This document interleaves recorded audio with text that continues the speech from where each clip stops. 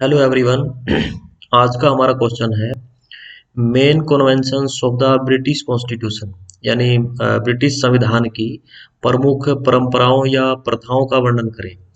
चाहे दुनिया का कोई भी देश हो, चाहे कोई मॉडर्न कंट्री है, चाहे कोई बैकवर्ड कंट्री है, हर देश के संविधान में परंपराओं की अपनी भूमिका हो सकती है। किसी देश के संविधान में कम रोल इनका हो सकता है, किसी देश के संविधान में ज़्यादा रोल हो सकता है। अब मोस्टली कंट्रीज के जो कॉन्स्टिट्यूशन है वो रिटर्न कॉन्स्टिट्यूशंस है, बट हम लोग जो क्वेश्चन कर रहे हैं ब्रिटेन का, उनका जो कॉन्स्टिट्यूशन है वो अनरिटन कॉन्स्टिट्यूशन है। तो अलिखित संविधान में सबसे अहम जो स्रोत है संविधान का, वो परंपराएं ही मानी गई हैं। और इंग्लैंड में जो भी राजनीतिक संस्थाएं वर्तमान में काम कर रही हैं, उनका धीरे धीरे विकास हुआ है। एक डेट में उनका निर्माण नहीं हो पाया है, और ना ही कॉन्स्टिट्यूशन को एक सिंगल डॉक्यूमेंट में उतारा गया है। रिटन कॉन्स्टिट्यूशन उसी को कहा जाता है जिसको एक सिंगल डॉक्यूमेंट में पढ़ा जा सकता है, आर्टिकल 1 से लेके लास्ट का जो भी उनका बनता है। जैसे इंडिया का 395 आर्टिकल नंबर बनता है, बट इंग्लैंड में ऐसा नहीं है। तो धीरे धीरे कालांतर में चीज़ों को का डेवलपमेंट होता गया, और वर्तमान परिस्थितियों में वो उसी हिसाब से काम कर रही है। ओके। तो जो ब्रिटेन में जो रोल है, ब्रिटिश कॉन्स्टिट्यूशन में जो परंपराओं का जो रोल है, उसको जानने से पहले हमें यह समझना बड़ा जरूरी है कि परंपराएं वास्तव में होती क्या है। राजनीतिक व्यवहार के कुछ स्वीकृत अलिखित नियम जो अपनी व्यवहारिक उपयोगिता के कारण शासन संचालन में महत्वपूर्ण भूमिका निभाते हैं, उनको परंपराओं का नाम दिया जाता है। देखिए, इसमें एक एक शब्द की आप भूमिका देखिए।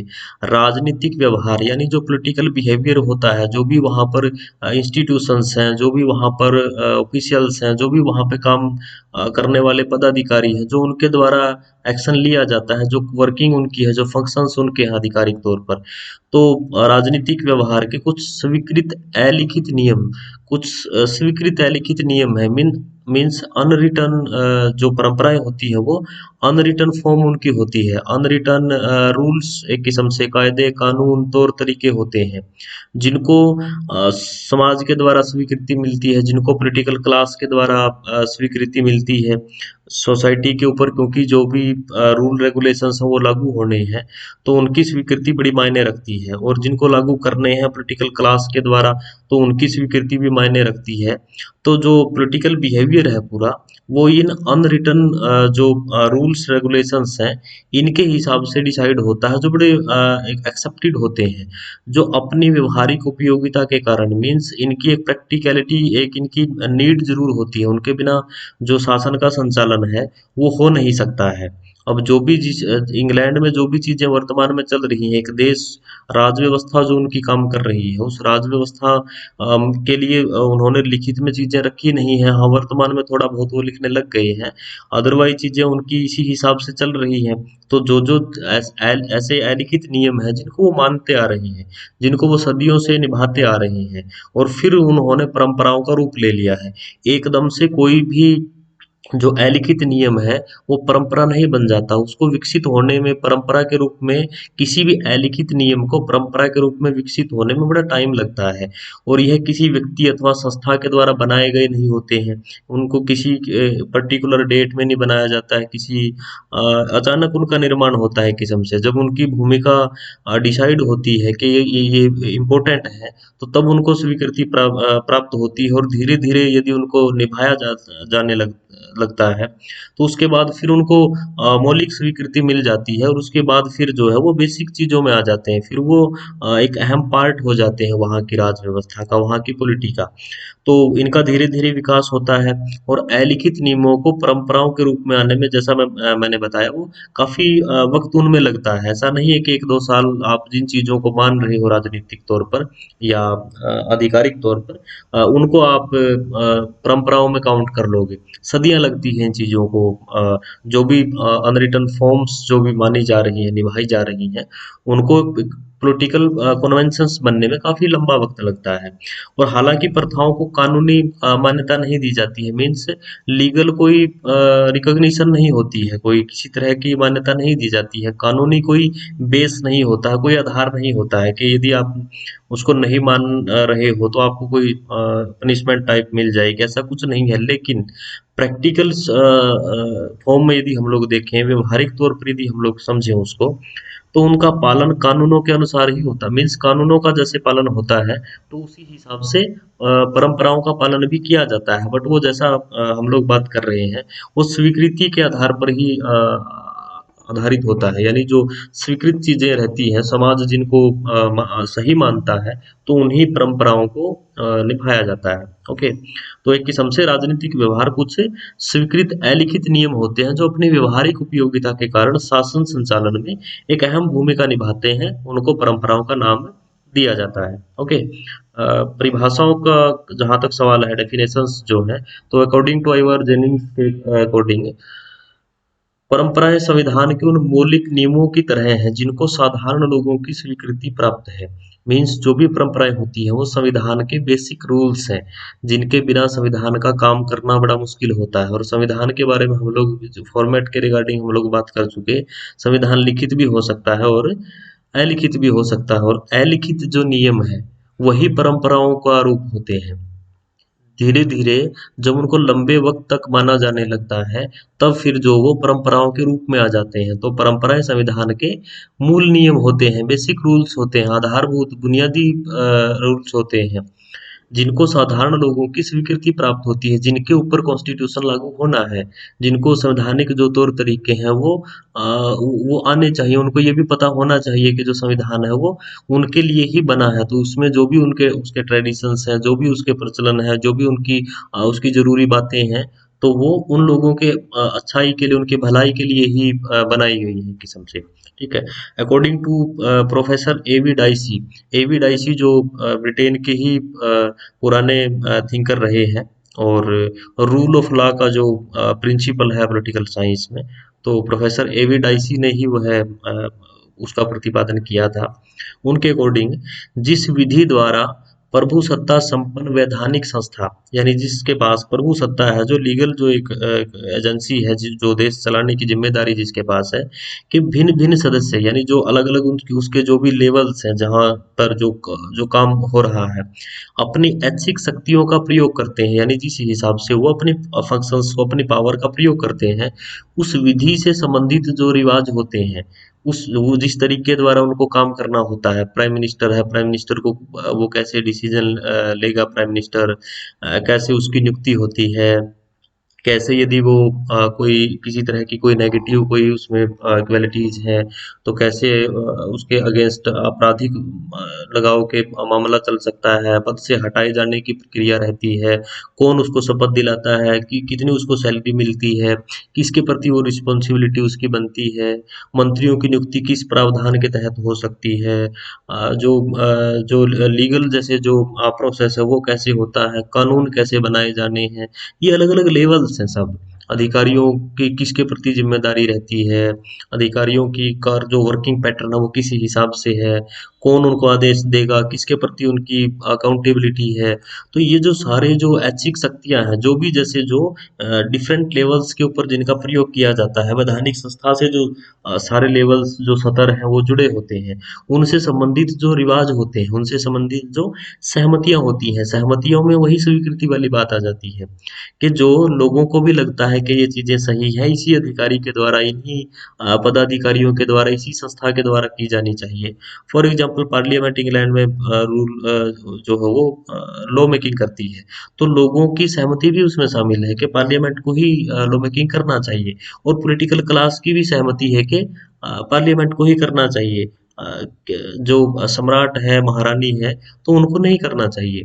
तो इट मीन्स जो भी जैसे वैधानिक संस्था है, उसके जो भी उसके काम करने से संबंधित जो उसके रिवाज हैं, जो सहमतियां हैं, उनको संविधान की परंपराएं एविडाइसी के अकॉर्डिंग उन्होंने इसको कहा है। ओके। अब जो मेन कन्वेंशंस हैं, जैसे इंग्लैंड में जो वर्तमान में है, तो वहां पे सम्राट से संबंधित जो परंपराएं हैं उसको हम लोग देख लेते हैं। वर्तमान में महारानी एलिजाबेथ द्वितीय, ये वहां पे इनके पास राज सिंहासन है, और प्राइम मिनिस्टर वहां पे हैं बोरिस जॉनसन। कंजर्वेटिव पार्टी की वर्तमान में सरकार चल रही है इंग्लैंड में।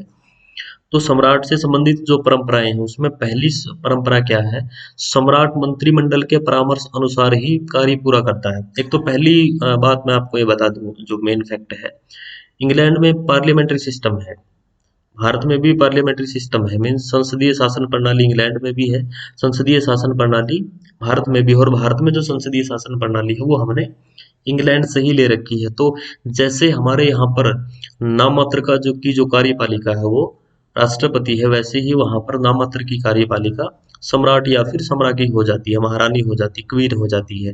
तो सम्राट मंत्रिमंडल के परामर्श अनुसार ही कार्य करता है, और उसकी परामर्श के बिना कोई कार्य जो हो अपनी इच्छा के अनुसार वो नहीं कर सकता है, जैसे इंडिया के प्रेसिडेंट के रिगार्डिंग चीजें रहती है। सेकंड ट्रेडिशन कन्वेंशन क्या है वहां पे, सम्राट मंत्रिमंडल के अधिवेशनों की अध्यक्षता नहीं करता है, उनकी अध्यक्षता प्रधानमंत्री करता है, और सम्राट मंत्रिमंडल का सदस्य भी नहीं होता है। जो मंत्रिमंडलीय प्रणाली है, जो कैबिनेट सिस्टम है, जो संसदीय शासन प्रणाली है, उसकी ही यह एक अहम विशेषता होती है कि उसमें जो भी नाम मात्र का जो अध्यक्ष होगा, नाम मात्र की जो कार्यपालिका होगी, वह वास्तविक कार्यपालिका की जो मीटिंग्स होती हैं उसमें बैठक वो नहीं करती है, मंत्री परिषद की जो अध्यक्षता है वो नहीं करता है। ओके, कॉमन सदन थर्ड नंबर पे जो है, कॉमन सदन में जिस दल को बहुमत प्राप्त होता है उस दल के नेता को सम्राट प्रधानमंत्री के पद पर नियुक्त कर। देखिए जैसा इंडिया में जो एग्जाम्पल है, इंडिया में जो एक प्रोसेस है, लोकसभा में जिसको बहुमत, लोकसभा के चुनाव में जिसको बहुमत मिलता है, राष्ट्रपति उस दल का जो भी नेता होता है जो वोट क्लियर करते हैं उनको शपथ दिलाता है प्रधानमंत्री के तौर पर। ठीक है, वैसा ही वहां पर है, लोकसभा के इक्विवेलेंट, इसके समकक्ष जो सदन वहां पर है उसको कहा जाता है हाउस ऑफ कॉमन्स, आम सभा कह लीजिए आप हिंदी में यदि कहें तो। जो कॉमन सदन है, कॉमन सदन में जिसको बहुमत मिलता है इलेक्शन में, या तो किसी एक पार्टी को मिलता है या फिर आजकल क्योंकि वहां पर भी गठबंधन की सरकार बनने लग गई है, तो या फिर गठबंधन को मिलता है तो अपने वो नेता का नाम देते हैं, तो उसी नेता को सम्राट प्रधानमंत्री के तौर पर नियुक्त कर देता है। ओके, फोर्थ नंबर पे क्या है, संसद द्वारा पारित किया प्रत्येक कानून सम्राट की स्वीकृति के लिए प्रस्तुत किया जाता है। जैसे इंडिया में है राष्ट्रपति के सिग्नेचर के बिना कोई भी बिल एक्ट नहीं बनता है, वैसे ही प्रोसेस वहां पर है, और वीटो का प्रयोग वहां का जो के जो सम्राट हैं, सम्राज्ञी है, वो कर सकते हैं, लेकिन किया नहीं जाता है। 1707 से के बाद अब तक किसी भी सम्राट ने ऐसा कोई प्रयोग, वीटो का जो पावर है वो उसका प्रयोग नहीं किया है। ओके, फिफ्थ नंबर की जो आपकी परंपरा है वो है, यदि प्रधानमंत्री सम्राट को कॉमन सदन को भंग करके नए चुनाव करवाने का परामर्श दे तो उसको वैसा करना पड़ता है। सीधा मतलब क्या है, जैसे इंडिया में लोकसभा को भंग करने के लिए प्रधानमंत्री राष्ट्रपति को परामर्श देता है और वो कर देता है, वैसा ही वहां पर भी सम्राट को करना पड़ेगा। ओके, अब इन चीजों के लिए इंडिया में और इंग्लैंड में एक बेसिक डिफरेंस है। हमारे यहाँ पर ये सारी चीजें रिटर्न में है, लेकिन इंग्लैंड में ये सारी चीजें रिटर्न में नहीं है, वहां पे वास्तविक परंपरा ही है ये धीरे धीरे चीजें प्रयोग होती गई और उन्हीं चीजों को माना जाने लगा। सिक्स नंबर पे क्या है, यदि किसी कारणवश मंत्रिमंडल त्याग पत्र दे तो सम्राट विरोधी दल के नेता को मंत्रिमंडल का निर्माण करने के लिए आमंत्रित कर सकता है, करता है। शैडो कैबिनेट इसके लिए एक वर्ड का प्रयोग होता है। जो अपोजिशन पार्टी है वो अपना पूरा एक मंत्रिमंडल बना के तैयार रखते हैं कि किसी भी परिस्थिति में यदि सरकार गिरती है तो हम लोग सरकार निर्माण के लिए, हम लोग सरकार बनाने के लिए आगामी जो भी कार्यवाही है तो हम लोग अपना जो पूरा प्रोग्राम है वो पेश कर देंगे। ठीक है, तो उसके लिए वो सम्राट के पास एक ये भी परंपरा है वहां पे। सेकंड नंबर पे है क्या है, मंत्रिमंडल से संबंधित परंपराएं। फर्स्ट नंबर पे हमने पढ़ी है सम्राट से संबंधित परंपराएं, सेकंड नंबर पे है मंत्रिमंडल जो कैबिनेट है वहां की उससे संबंधित जो परंपराएं इंग्लैंड में है। फर्स्ट नंबर पे क्या है उसमें, मंत्रिमंडल का नेता प्रधानमंत्री होता है, सम्राट नहीं होता है, प्रधानमंत्री मंत्रिमंडल का नेता होता है, और सम्राट उस व्यक्ति को प्रधानमंत्री नियुक्त करता है जो बहुमत दल का नेता होता है। तो उसमें वो किसी भी तरीके से जैसे वो अपनी मनमर्जी उसमें वो चला नहीं सकता है। और एक और ट्रेडिशन वहां पे अभी वर्तमान में चल रहा है, जो प्राइम मिनिस्टर है वो जो पब्लिक को रिप्रेजेंट करने वाला जो हाउस है पार्लियामेंट का, लोअर हाउस जो है, मीन्स हाउस ऑफ कॉमन्स है जो, जैसे हमारे यहाँ पर लोकसभा है। अब हमारे यहाँ पर और इंग्लैंड में एक बेसिक सा डिफरेंस देखिए आप इस फैक्ट के रिगार्डिंग। हमारे यहाँ पर प्रधानमंत्री लोकसभा से भी हो सकता है, राज्यसभा से भी हो सकता है, लेकिन वहां पे क्या किया गया है कि जो सदन जनता को रिप्रेजेंट करता है उसी सदन से ही वहाँ का जो प्रधानमंत्री है वो बिलोंग करेगा, क्योंकि संसद का सदस्य होना तो जरूरी है। ये भी एक परंपरा है वहाँ पे कि जो भी मंत्री होगा, जो भी प्रधानमंत्री होगा, संसद का सदस्य तो उसको होना पड़ेगा। अब प्रधानमंत्री के लिए सबसे ज्यादा जरूरी ये है कि वो तभी बन पाएगा जब वो कॉमन सदन से बिलोंग करता है, उसका मेंबर है। ओके। सेकंड नंबर पे क्या है, मंत्रिमंडल का निर्माण करने में प्रधानमंत्री इंडिपेंडेंट है, मींस उसकी अपनी चलती है, उसके ऊपर कोई प्रेशर नहीं है। हाँ, इसके रिगार्डिंग क्रिटिकली यदि हम लोग देखें तो वर्तमान में सिचुएशंस थोड़ी अलग हो रही हैं, जो पॉलिटिकल जो इक्वेशंस हैं वो अलग अलग क्योंकि बनने लग गए हैं। तो यदि गठबंधन सरकारें यदि हैं, कोलिशन गवर्नमेंट, ज्वाइंट गवर्नमेंट अगर बनती है, तो उसमें फिर जो अदर पार्टी, जिन पार्टियों का सहयोग लिया जाता है, उन पार्टी के नेताओं की भी थोड़ी बहुत चलती है, क्योंकि वो नाम वही देते हैं उनकी तरफ से मंत्री कौन बनेगा। हाँ, अगर सिंगल पार्टी की सरकार है, मेजोरिटी है, तो उसमें प्रधानमंत्री स्वतंत्र है किसको मंत्री बनाना किसको नहीं बनाना, ये डिसीजन उसका अपना होता है। ओके। मंत्रिमंडल के अधिवेशनों की अध्यक्षता प्रधानमंत्री करता है। जब भी कैबिनेट की मीटिंग बुलाई जाती है तो कैबिनेट की मीटिंग की जो सुप्रीमेसी है, जो उसमें क्या होना है क्या नहीं होना है, किसको बुलाया जाना है किसको नहीं बुलाया जाना है, क्या डिसीजन लिया जाना है, क्या एजेंडा रहेगा, ये पूरी की पूरी जो पूरी कंट्रोलिंग है ये प्राइम मिनिस्टर रखता है। बोरिस जॉनसन वर्तमान में इंग्लैंड के प्रधानमंत्री हैं। 2012 में महारानी ने ऐसा किया था जो गलत था, यानी परंपरा को एक तोड़ने वाली बात थी वो, जो उनको नहीं करना चाहिए था, क्योंकि परंपरा के वो खिलाफ चली गई चीजें। मंत्रिमंडल अपने पद पर उस समय तक बना रह सकता है जब तक उसको कॉमन सदन का विश्वास मत हो, मीन्स जैसा हमारे यहाँ पर लोकसभा में होता है, तो सरकार तब तक काम करेगी जब तक लोकसभा में उसको बहुमत प्राप्त होता है। ओके। मंत्रिमंडल कॉमन सदन के प्रति सामूहिक रूप से उत्तरदायी है, और जो भी डिसीजंस लिए जाते हैं, अगर एक मंत्री के विरुद्ध सदन अविश्वास प्रस्ताव पारित कर दे तो सारे मंत्रिमंडल को त्याग पत्र देना पड़ता है। देखिए, परंपरा के तौर पे ये चीजें तो ठीक है, बट प्रैक्टिकली यदि हम लोग देखें, वर्तमान सैद्धांतिक तौर पे तो ठीक है ये, बट प्रैक्टिकली यदि हम लोग देखते हैं व्यवहारिक तौर पर, तो वर्तमान में जो ट्रेंड चल रहा है, जिसकी गलती होती है मंत्री की, उसी मंत्री से रेजिग्नेशन ले लिया जाता है। सारी सरकार जो है वो सारा मंत्रिमंडल त्याग पत्र नहीं देता। ये इंडिया में भी पहले जो चीजें रही और अब जो चीजें हैं उनमें भी बेसिक डिफरेंस है। सिक्स जो पॉइंट है आपका, मंत्रिमंडल के सभी सदस्य एक ही राजनीतिक दल से संबंधित होते हैं। देखिए, साधारण जो परिस्थितियां होती हैं ये डिपेंड करता है इलेक्शन के ऊपर। परंपरा क्योंकि शुरू से रही है, ये ठीक है, लिख दिया उन्होंने, बट अगर आपकी ज्वाइंट गवर्नमेंट है, कोलिशन गवर्नमेंट है, तो कोलिशन गवर्नमेंट में ऐसा नहीं हो सकता। एक ही राजनीतिक दल से सारे मंत्री संबंधित नहीं हो सकते। जिन राजनीतिक दलों को आपने सरकार में शामिल किया है उनके मंत्री भी होते हैं, तो ये राजनीतिक जो एक रूपता है ये नहीं रहती है। ठीक है। इसके अलावा जैसे जो नेशनल इमरजेंसी के जो सिचुएशन है, तो उसमें भी जो अहम जो पॉलिटिकल पार्टीज हैं उसके जो बड़े लीडर्स हैं उनसे मिला के एक नेशनल गवर्नमेंट बनाई जाती है, राष्ट्रीय सरकार एक बनाई जाती है संकट काल की स्थिति से निपटने के लिए। तो उसमें भी ये जो एकरूपता वाला जो फैक्ट है ये काम नहीं करता है, लेकिन साधारण परिस्थितियों में एक दल के हो सकते हैं अगर उनको सिंगल पार्टी को दी मेजोरिटी मिलती है। ओके। अगला पॉइंट क्या है इसमें, यदि मंत्रिमंडल के विरुद्ध कॉमन सदन द्वारा अविश्वास प्रस्ताव पास हो जाए तो मंत्रिमंडल दो साधनों में से किसी एक को का सिलेक्शन करता है। एक तो क्या करते हैं, वो तुरंत रिजाइन कर सकते हैं, वो ठीक है, ये भी एक परंपरा है। और दूसरा उनके पास क्या है, एक अल्टरनेटिव ऑप्शन रहता है कि वो कॉमन सदन को भंग करवा सकते हैं, सम्राट को बोल के कॉमन सदन को भंग करवा सकते हैं। इसमें भी मैं थोड़ा क्रिटिकली आपको बता दूं कि परंपरा के तौर पे ये चीजें ठीक है, लेकिन एट प्रेजेंट ऐसा करना बड़ा मुश्किल हो रहा है, क्योंकि ओपोजिशन पार्टियां हैं, मीडिया है, पब्लिक है, तो सम्राट को बड़ा सोच समझ के डिसीजन इसमें लेना पड़ता है। जब प्रधानमंत्री के नेक्स्ट जो है इसमें, जब प्रधानमंत्री के परामर्श के अनुसार जब प्रधानमंत्री के परामर्श के अनुसार कॉमन सदन भंग कर दिया जाता है तो तुरंत नए चुनावों का प्रबंध करना आवश्यक है। जब तक नए चुनाव आरंभ नहीं होते तब तक पुराना मंत्रिमंडल ही पद पर बना रहता, मीन्स जो भी जैसे एक वर्किंग रहती है, तो तब तक जो है वो काम करते रहते हैं। और यदि नए चुनाव में मंत्रिमंडल को बहुमत प्राप्त हो जाता है तो जो मंत्री होते हैं वो अपने पद पर बने रहते हैं। तो एक सिंपल सा एक ट्रेडिशन है ये तो।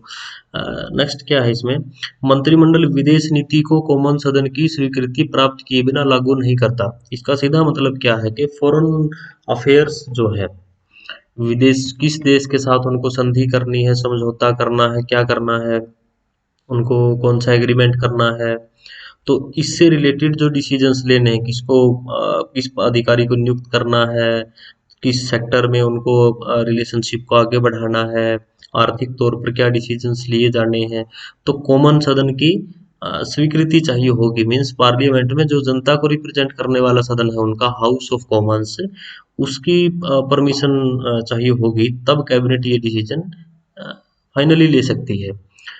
आखिरी जो मंत्रिमंडल से संबंधित जो परंपरा है वो क्या है, यदि देश के अंदर या अंतर्राष्ट्रीय क्षेत्र में आपात स्थिति उत्पन्न हो जाती है तो जो मंत्रिमंडल है वो इंस्टेंट संसद का अधिवेशन बुलाने के लिए अरेंजमेंट जो वो कर सकता है, वो बुलाने के लिए प्रक्रिया स्टार्ट कर सकता है। संसद की स्वीकृति के बिना मंत्रिमंडल युद्ध अथवा शांति की घोषणा नहीं कर सकता, क्योंकि ये क्रिटिकल सिचुएशन एक ऐसी होती है। तो इसमें जो कैबिनेट है वो अपने लेवल पे डिसीजन नहीं ले सकती है। तो संसद, क्योंकि संसद लोगों की आवाज होती है, लोगों की राष्ट्रीय पंचायत आप लगा लीजिए उसको, तो उसकी स्वीकृति के बिना युद्ध की घोषणा या फिर अगर युद्ध चल रहा है शांति की घोषणा नहीं करी जा सकती है। ओके, नेक्स्ट इसमें क्या है, संसद से संबंधित परंपराएं। अब फर्स्ट नंबर पे इसमें क्या है, इंग्लैंड की संसद के दो सदन है। एक तो पहला सदन जो लोअर हाउस है वो क्या है, हाउस ऑफ कॉमन्स। सेकंड जो हाउस है वो है हाउस ऑफ लॉर्ड्स। तो दो सदनों का जो निर्माण है ये भी ऐतिहासिक रूप से हुआ है, ये सिंगल डेट में नहीं हुआ है। इसमें यदि हम लोग देखें तो जो इंग्लैंड का जो बड़ा वर्ग है, जो पूंजीपति वर्ग है, उसका सदन माना जाता है हाउस ऑफ लॉर्ड्स। और जो वहाँ के आम लोग हैं, जैसा house of Commons, Commons means आम, जो आम सभा, तो जो वहाँ के कॉमन मैन है उनका सदन माना जाता है हाउस ऑफ कॉमन्स। तो इसका जो धीरे धीरे विकास हुआ है। सेकंड नंबर का जो की जो परंपरा क्या है संसद से रिलेटेड, वर्तमान समय में लोक सदन को वित्तीय क्षेत्र में कोई पावर नहीं है। पहले के ज़माने में होती थी, 1909 से पहले पावर इसके पास होती थी, लेकिन धीरे-धीरे पावर जो है इससे छीन ली गई है। और अब वर्तमान में अगर इसको ख़त्म भी कर दिया जाए तो कोई अतिशयोक्ति नहीं है उसमें, कोई इसमें कोई बड़ा कोई ऑब्जेक्शन नहीं है। लेकिन बस इंग्लैंड के लोग चाहते नहीं हैं, वो परंपरावादी लोग हैं। ये सदन है, इसको खत्म भी अगर कर दें तो इसको इसका कोई रोल बचा नहीं है। राजा का भी कोई रोल बचा नहीं है वर्तमान में वहां पे, लेकिन वो ठीक है कि परंपरावादी लोग हैं तो वो चल रहा है तो चल रहा है। वो इसी वजह से ये जो शक्तिहीन ये सदन है इसको भी निभा रहे हैं वो, इसको भी चला रहे हैं वो। तो ये भी परंपरा के ऊपर आधारित बहुत बड़ा एक किस्म से फैक्ट है। थर्ड नंबर पे क्या है, संसद में एक बिल को पास करने के लिए 3 रीडिंग्स होती है। मीन्स जो कानून निर्माण प्रक्रिया होती है, लॉ मेकिंग प्रोसेस। अब जो लॉ मेकिंग प्रोसेस है, उस लॉ मेकिंग प्रोसेस में जैसे इंडिया में होता है 3 लेवल से होकर के कानून बनता है, वैसे ही 3 लेवल से होकर के वहां की पार्लियामेंट में कोई बिल कानून बनता है। ओके, फोर्थ नंबर पे क्या है, वर्ष में एक बार संसद का अधिवेशन बुलाया जाना आवश्यक होता है, ये भी हो।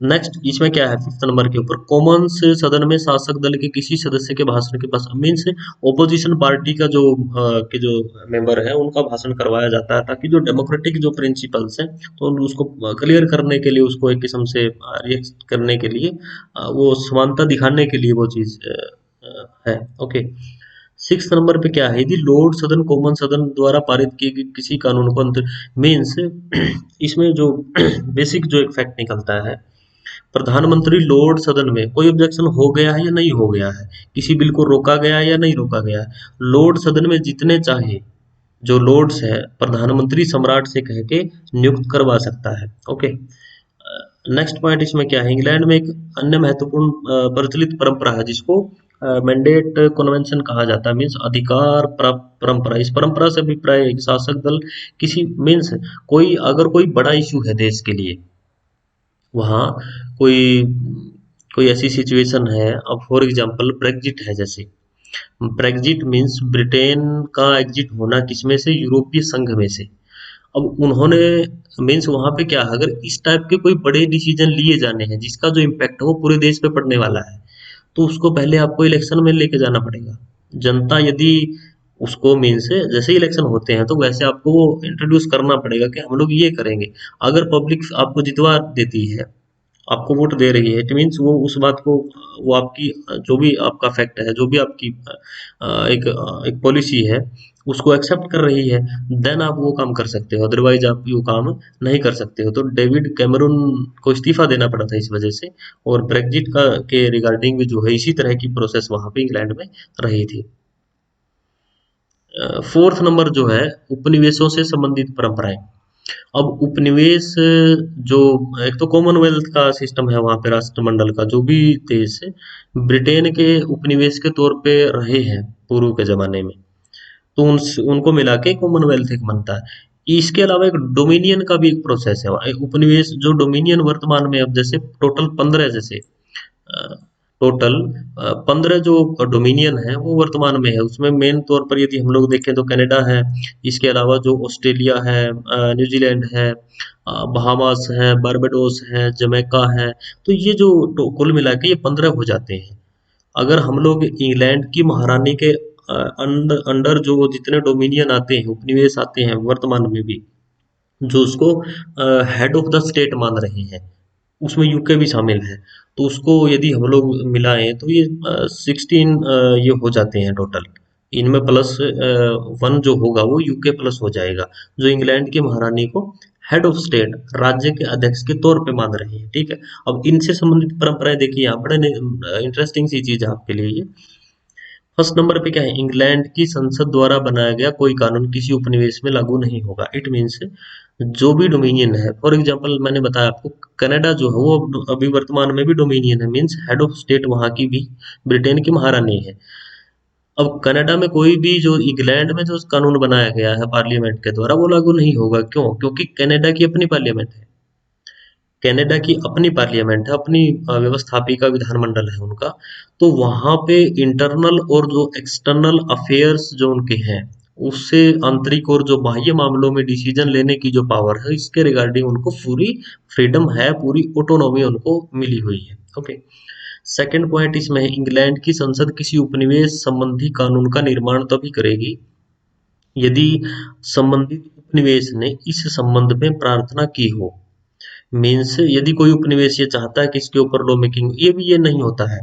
परंपरा के तौर पे तो ठीक है, बट ये इस टाइप से अब भी, अब वर्तमान में ऐसा नहीं होता है। थर्ड नंबर पे क्या है, इंग्लैंड का सम्राट उपनिवेशों संबंधी जो भी कार्य करता है वह इंग्लैंड के मंत्रिमंडल के परामर्श के अनुसार नहीं, अपितु हाँ, यदि कनाडा से रिलेटेड यदि ऑस्ट्रेलिया से रिलेटेड, न्यूजीलैंड से रिलेटेड महारानी अगर कोई पॉलिसी, महारानी अगर कोई आदेश जारी करेगी, तो वहां का जो मंत्रिमंडल है उसके परामर्श के हिसाब से ही जारी करेगी, इंग्लैंड के जो कैबिनेट है उसके हिसाब से जारी नहीं करेगी।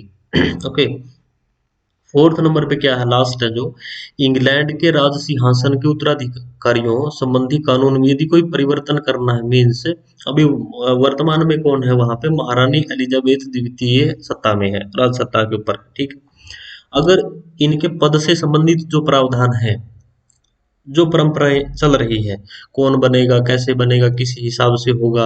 अब जैसे पैतृक व्यवस्था है, पैतृक होता है राजतंत्र, पैतृक एक किस्म से राजतंत्र है वहां पे।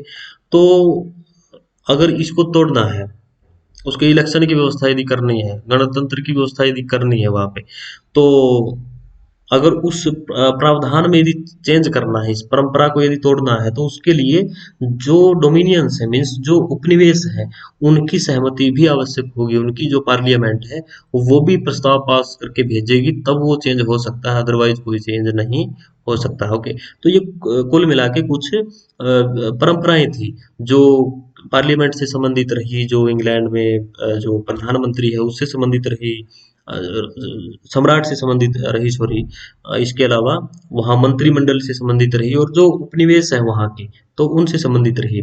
Okay, thank you.